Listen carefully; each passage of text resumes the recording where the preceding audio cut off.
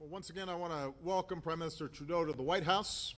We just completed a very productive meeting, although I regret to inform you that we still have not reached agreement on hockey, but it is not interfering with the rest of our bilateral relationship. As I said earlier, this visit reflects something we Americans don't always say enough, and that is how much we value our great alliance and partnership with our friends up north. We're woven together so deeply as societies, as economies, that it's sometimes easy to forget how truly remarkable our relationship is. A shared border, more than 5,000 miles, that is the longest between any two nations in the world. Every day we do some $2 billion in trade and investment, and that's the largest bilateral economic relationship in the world. Every day more than 400,000 Americans and Canadians cross the border.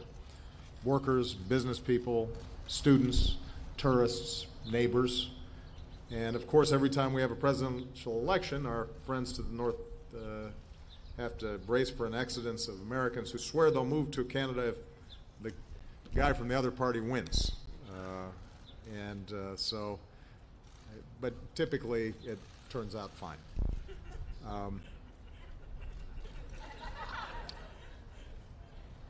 This is now my second meeting with Justin. I'm grateful that I have him as a partner. We've got a common outlook on what our nations can achieve together. He campaigned on a message of hope and of change. His positive and optimistic vision is inspiring young people. At home, he's governing with a commitment to inclusivity and equality. On the world stage, his country is leading on climate change and cares deeply about development. So from my perspective, what's not to like? Of course, no two nations agree on everything. Our countries are no different. But in terms of our interests, our values, how we approach the world, few countries match up the way the United States and Canada do. And given our work together today, I can say, and I believe the Prime Minister would agree, that when it comes to the central challenges that we face, our two nations are more closely aligned than ever. We want to make it easier to trade and invest with one another. America is already the top destination for Canadian exports, and Canada is the top market for U.S. exports, which support about 1.7 million good-paying American jobs.